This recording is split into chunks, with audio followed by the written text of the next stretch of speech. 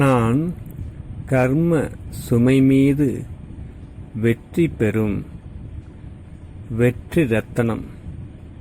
சுய மரியாதை எண் 63, நாள் 27/3/83. கர்ம சுமையை சதா காலத்திற்கும் பஸ்பம் செய்பவர் நாம். 21 பிறவிக்கு கர்ம சுமை சின்னமே இருக்காது. நம்மிடம் விடைபெற்று செல்லவே கர்ம சுமை வருகிறது.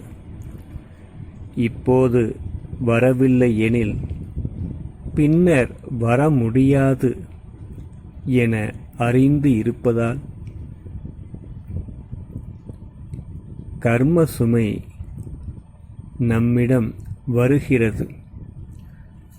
சுய மரியாதை எண் 64. நான் கர்ம யோகம் மூலம் கர்ம சுமை மீது வெற்றி பெறும் வெற்றி ரத்தினம். 3/4/83. மகாவீர் குழந்தை எப்போதும் ஆரோக்கியமானவர். மனம் ஆரோக்கியமானதாக இருந்துவிட்டால் உடல் நோய் ஒரு விளையாட்டாக ஆகிவிடும். மனம் நோய்வாய்ப்படுபவரே நோயாளி ஆவார். மனம் நோயற்று இருப்பவரே ஆரோக்கியமானவர். பாம்பின் மீது விஷ்ணு ஓய்வாக படுத்திருப்பது போல நோய்வாய்ப்படும்போது ஞானத்தை அசை போட்டு மகிழ்ச்சியாக இருங்கள். இதுதான் விளையாட்டு. சிந்தனை சக்தி மூலம், அதாவது மனன் சக்தி மூலம் கடலின் ஆழத்தில் செல்லும் வாய்ப்பு நோய்வாய்ப்படும்போது கிடைக்கிறது. புது புது ரத்தினங்களை எடுக்க கடலின் ஆழத்தில் செல்லலாம். புது உலகத்திற்கான திட்டம் இட நேரம் தரவே நோய் வருகிறது. கர்ம சுமை மீது வெற்றி பெற கர்ம யோக நிலையில் இருப்பவரே வெற்றி இரத்தினம் ஆவார். சுய மரியாதை எண் 65. 23/1/87. நான் நிர்விக்ன வெற்றி ரத்தனம். தடை வருவது நல்ல விஷயம். ஆனால் தடை நமக்கு தோல்வியை தந்துவிடக்கூடாது. தடை வருகிறது எனில் சதா காலத்திற்கும் பலசாலி ஆகிறோம் என்பதாகும்.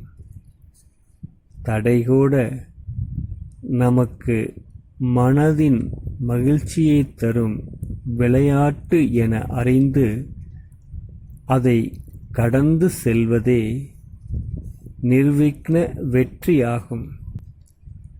பாபா துணையாக இருக்கும்போது தடைகளைக் கண்டு பயப்படக்கூடாது. தடைதான் பயப்பட வேண்டும். சர்வசக்திவான் முன்னர் தடை எம்மாத்திரம்? ஒன்றுமே இல்லை. தடை நம்மை அனுபவசாலியாக சக்திசாலியாக ஆக்கக்கூடியது. சதா பாபா நினைவு சேவையில் ஈடுபட்டு பிஸி ஆகிவிட்டால் நிர்விக்னமாக இருக்கலாம்.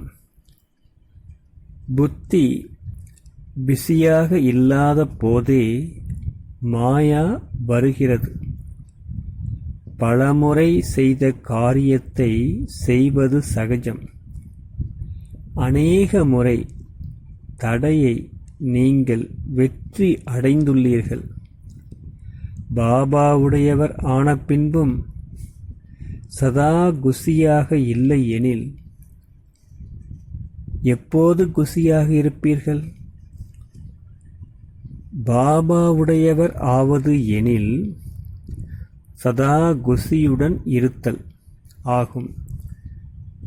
துக்கத்தில் அழக்கூடாது. சுய மரியாதை எண் 66 15/3/81. நான் அதீந்திரிய சுகத்தின் ஊஞ்சலில் ஆடும் ஆத்மா. நீங்கள் தேடி பிடிக்கப்பட்ட குழந்தை. பாபா மன சிம்மாசனத்தில் அமர்ந்துள்ளீர்கள். இந்த சிம்மாசனத்தில் அமர்ந்து இருப்பவர் விரும்பியதை செய்ய முடியும். சிம்மாசனத்தை விட்டு கீழே இறங்க வேண்டாம். சதா டபுள் லைட் ரூபத்தில் இருப்பவரே சிம்மாசனத்தில் அமரும் அதிகாரி ஆக முடியும். கொஞ்சம் சுமை அனுபவம் ஏற்பட்டாலும் சிம்மாசனத்தில் இருந்து இறங்க வேண்டி வரும். சிம்மாசனத்தை விட்டு இறங்கிவிட்டால் மாயாவுடன் யுத்தம் செய்ய நேரிடும். சிம்மாசனத்தில் இருந்தால் மாயை நம்மை நமஸ்காரம் செய்யும். பாப்தாதா மூலம் தினம் கிடைக்கும் சக்திசாலி போஜனத்தை ஜீரணித்தால் ஒருபோதும் பலவீனம் வர முடியாது. சுய மரியாதை எண் 67 நாள் 29/3/82. நான் அதீந்திரிய சுகத்தில் இருக்கும் சர்வ பிராப்தி சொரூபமானவன். பிராப்தி என்றால் அதீந்திரிய சுக ஊஞ்சலில் ஆடுபவர். சதா ஒரு பாபா, வேறு எவரும் இல்லை என பாபா துணையின் அனுபவம் செய்பவர். சர்வ சம்பந்தம் மூலம் பாபா நம்மை அவருடையவராக ஆக்கிய பின் அவருடன் சதா இருக்க வேண்டும் அல்லவா? எவ்வளவு பெரிய மலை போன்ற பரஸ்திதியாக இருப்பினும் பாபா கூடவே மேலே பறந்து சென்றால் ஒருபோதும் நின்றுவிட மாட்டோம்.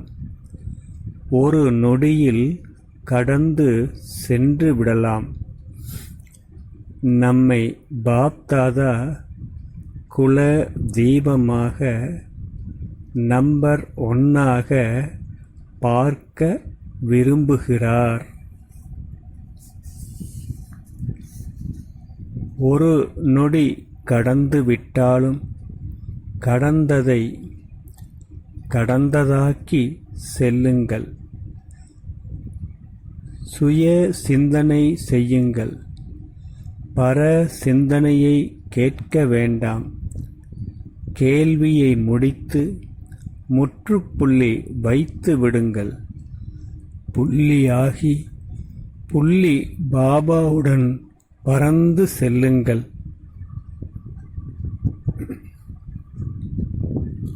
சுய மரியாதை எண் 68 நாள் 5/12/89. அதீந்திரிய சுகத்தில் இருக்கும் ஆத்மா நான். அதீந்திரிய சுகம் எனில் ஆன்மீக சுகம் ஆகும். ஆத்மா அழிவற்றது, ஆன்மீக சுகமும் அழிவற்றது. இந்திரிய சுகத்தை அனுபவம் செய்துள்ளீர்கள். எது நன்றாக இருக்கிறது? அதீந்திரிய சுகமா, இந்திரிய சுகமா? நல்லது எதுவோ அதை விட முடியாது, மறக்க முடியாது. அதீந்திரிய சுகத்தில் இருப்பவரிடம் துக்கத்தின் சாயல் இருக்க முடியாது. அது அசம்பவம். மற்றவர் துக்கத்தை தந்தாலும் அதை ஏன் நீங்கள் பெறுகிறீர்கள்? உங்கள் ஸ்லோகனே சுகம் கொடு, சுகம் பெறு என்பதாகும். துக்கத்தை தராதே, துக்கத்தை பெறாதே. துக்கத்தை தருபவர்களுக்கும் சுகத்தையே கொடுங்கள். சுகம் தருவது, சுகமாக இருப்பதே உங்கள் வேலையாகும். சுய மரியாதை எண் 69. நாள் 19/3/81. நான் நிர்பந்தன ஆத்மா. ஞான சக்தி மூலம் பந்தனத்தை முடித்து விடுங்கள். ஞானத்தில் ஒளியும் சக்தியும் உள்ளது. ஞானம் நிறைந்தவர் எனில் தடை இல்லாதவர். கடந்தது கடந்ததாக இருக்கட்டும். புதிய பிறவி எடுத்த பின் கடந்த பிறவி சமஸ்காரத்தை ஏன் வெளிப்படுத்த வேண்டும்? பிரம்மா குமாரி ஆனபின் பந்தனம் எப்படி இருக்க முடியும்? பிரம்மா பாபா நிர்பந்தனம். குழந்தைகள் பந்தனத்தில் எப்படி இருக்கலாம்? நாம் மாஸ்டர் ஞானம் நிறைந்தவர். இதை ஸ்மிருதியில் வையுங்கள். தந்தை எப்படியோ அப்படியே குழந்தைகள் இருக்க வேண்டும்.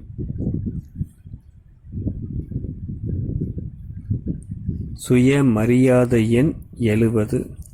நாள் 3/4/82.